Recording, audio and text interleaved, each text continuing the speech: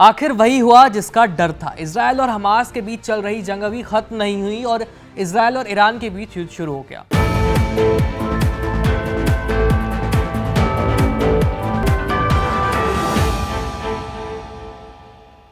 दरअसल ईरान ने बीती रात इजरायल पर 300 ड्रोन और मिसाइलों से हमला कर दिया। हालांकि इजरायल का दावा है कि उसने जवाबी कार्रवाई में अपने आयरन डोम सिस्टम के जरिए ईरान के सभी ड्रोन्स और मिसाइलों को मार गिराया। लेकिन अचानक से हुए इस हमले के बाद इजरायल ने वॉर कैबिनेट की बैठक बुला ली है।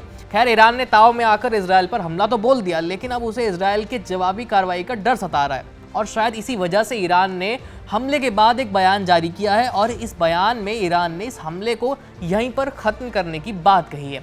अंतर्राष्ट्रीय मामलों के जानकारों का यह भी मानना है कि इस बयान में ईरान का डर साफ साफ झलक रहा है। ईरान को इजरायल के संभावित जवाबी हमले का डर सता रहा है और इसी वजह से उसने अपने बयान में संयुक्त राष्ट्र के आर्टिकल 51 का जिक्र किया है। तो चलिए समझते हैं कि यूएन का आर्टिकल 51 क्या है और ईरान ने इसका हवाला क्यों दिया है। दरअसल यूएन के किसी भी सदस्य देश के ऊपर अगर सशस्त्र हमला होता है तो उस स्थिति में वो इस अनुच्छेद का इस्तेमाल अपने बचाव के लिए कर सकता है और ये अनुच्छेद उसे अपना बचाव करने का अधिकार देता है। इस आर्टिकल के मुताबिक उस देश के पास यह अधिकार होता है कि वो अपनी आत्मरक्षा के लिए जरूरी कदम उठाए। इस प्रयास में वो देश कुछ भी करेगा और वो जो भी कार्रवाई करेगा इसकी जानकारी उसे सुरक्षा परिषद को देनी होगी। इस दौरान सुरक्षा परिषद के अधिकार और जिम्मेदारी को प्रभावित नहीं किया जाएगा। यूएन का ये अनुच्छेद अंतर्राष्ट्रीय शांति और सुरक्षा को बनाए रखने और बहाल करने के लिए कारगर साबित होता है। ईरान ने यूएन को लिखी अपनी चिट्ठी में कहा कि उसने इजरायल पर जो हमला किया वो यूएन के नियमों का पालन करते हुए ही किया है, क्योंकि 1 अप्रैल को इजरायल के हमले में ईरान के नागरिकों की हत्या हो गई थी और ईरान ने आत्मरक्षा के चलते इजरायल पर यह हमला बोला, जिसकी इजाज़त उसे संयुक्त राष्ट्र के आर्टिकल 51 ने दी है।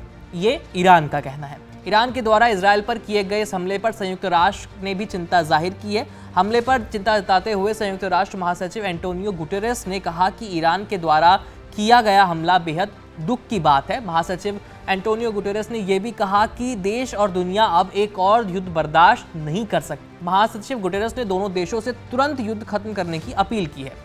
इजरायल पर ईरान के हमले के बाद अमेरिका के राष्ट्रपति जो बाइडेन ने इजरायली पीएम बेंजामिन नेतन्याहू से बात की। बाइडेन ने नेतन्याहू को भरोसा दिलाया है कि अमेरिका इजरायल की सुरक्षा के लिए प्रतिबद्ध है और ईरान को इस हमले का जवाब मिलेगा। अमेरिका और इजरायल की इस बातचीत पर ईरान ने अपने बयान में अमेरिका को इस मामले से दूर रहने के लिए भी कह दिया है।